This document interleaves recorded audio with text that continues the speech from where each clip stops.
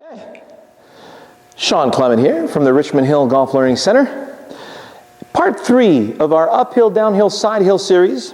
We just saw the uphill shot, which is basically going to lead us into the ball below the feet, which I know many of you despise, but hopefully after today, that'll be a thing of the past, because this is actually a pretty easy shot to execute, all right? Now, we talked about how important balance was. So when I take my balance, bend forward, really feel the weight through the heels into the ground. So now from this position here, you'll notice you're going to be a lot closer to the ball. So first and foremost, get my balance, and I want to feel like when I swing the club back and through without stopping,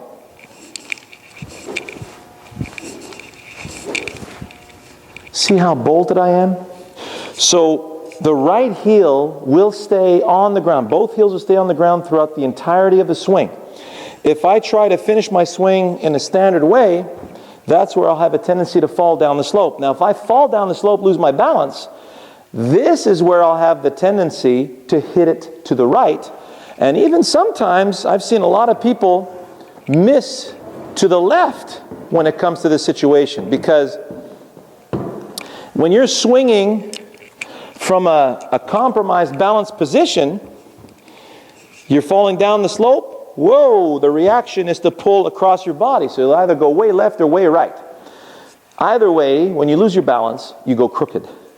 If you stay in balance and you swing to a target with a specific ball flight in mind, guess what? The ball's going to go straight.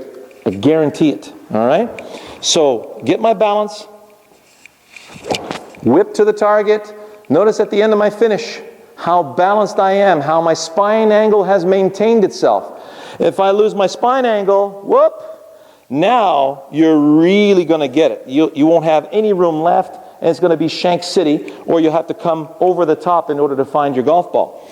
But when the right heel stays on the ground, this is what's going to force your left hip back. So instead of the right hip falling to the left hip position, it's the left hip that's going to come back to where the right hip position is, open up this big pocket in front of you here, and notice how beautiful that space is all the way to the finish. So, get my posture, bring it down to the ball. Yeah, that feels solid. I feel like I'm behind the ball. So from there, finish the backswing.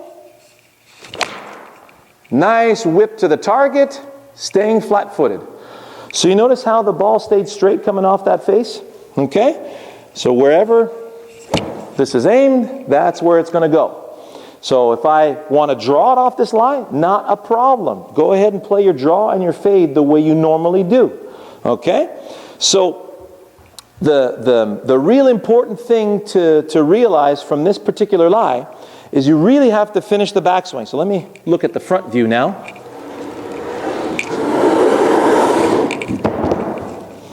So from this front view, you'll notice I'm braced against my forward side. Out of the way, out of the way. So it feels like I've got a complete range of motion.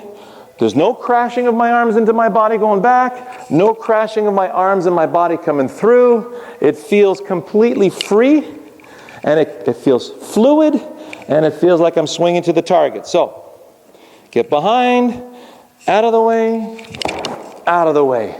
Notice how easy it was to whip the club while still remaining bolted on my feet, both heels in the ground. Feels like my posterior never fell underneath me.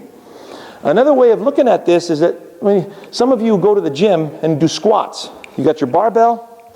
When you do squats, you are sharing the load between glutes and quads, not between quads and calves. This is a collapsed posture. This is a supported posture here. So it always feels like everything is bolted. Everything is being supported. Collapsed, supported. Supported. Supported. Supported. Okay? So enjoy that, and we'll come back to our final lie, which is ball above the feet. And we'll seal the deal on that one. Enjoy.